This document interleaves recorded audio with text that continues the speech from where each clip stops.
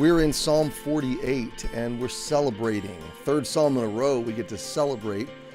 And these were the people's responses to God's deliverance, God's victory over the armies of Assyria. And we left off yesterday with just this one phrase, as we have heard, so have we seen.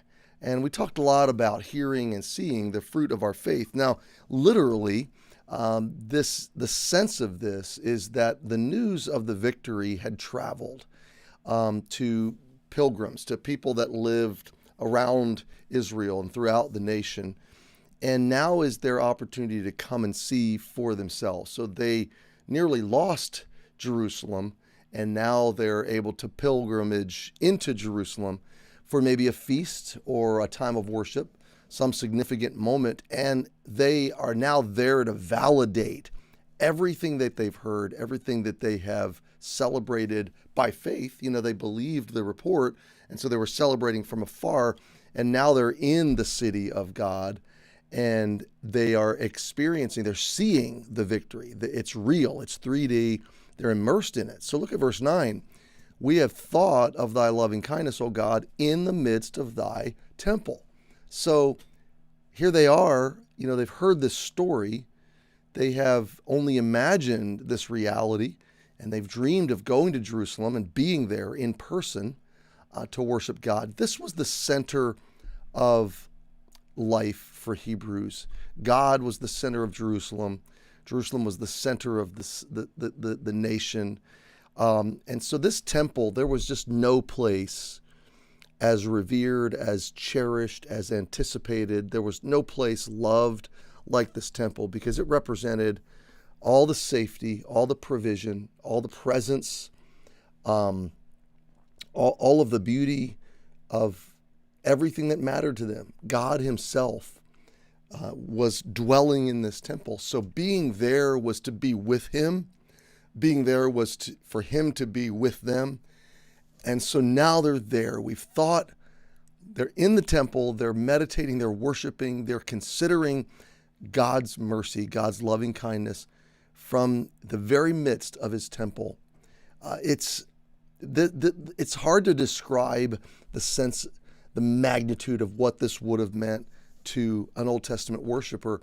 And in the light of everything they have experienced with God, to bring it in the New Testament, to think of what Jesus did and has done for us, to bring us into his presence all the time, that we are now his temple. His mercy resides not in some physical location for us to come and express faith in. His mercy resides on us and in us. We are his temple. His spirit lives within us. And we can frankly wake up every day thinking, considering, meditating upon his loving kindness. That today I am the object of his mercy. Today he is looking on me in love. Today he is leading me in grace. Today he is going before me, ordering my steps, perfecting his will, growing me in his sanctification and into his likeness. And it is reason to consider these things, that we belong to a wonderful God. Verse 10, according to thy name, O God, so is thy praise unto the ends of the earth. Thy right hand is full of righteousness. So God is deserving of the praise of the whole world, and his hand is nothing but good. In his hand is nothing but perfect purity, holiness, and perfect justice. And so verse 11, let Mount Zion rejoice. Let the daughters of Judah, the children of God, maybe would be a broader sense of that, be glad because of thy judgments, or because of his judgments. So now this psalm brings into celebration God's righteous acts, that in the end, we're going to see what we've placed faith in. We're going to be in his presence commemorating his mercy, and we will celebrate all of his reason, all of his justice, all of the execution of his good and perfect plans. So be reminded today, my friend, you may be looking at circumstances that don't seem right. And in many cases, unrighteousness is reigning in our present day. We live in a dark world. We are light in a dark world. But our God will establish himself. He will receive praise from the ends of the earth. He will prove himself to be not only real, but full of holiness, full of righteousness, full of justice. And now we can be glad in that by faith.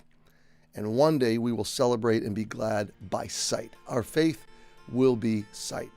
Here's my assignment for you today. Look for him. Look for clues to his presence, reminders of his mercy throughout your day today. Happy Tuesday. We'll see you tomorrow, and we'll continue through Psalm 48.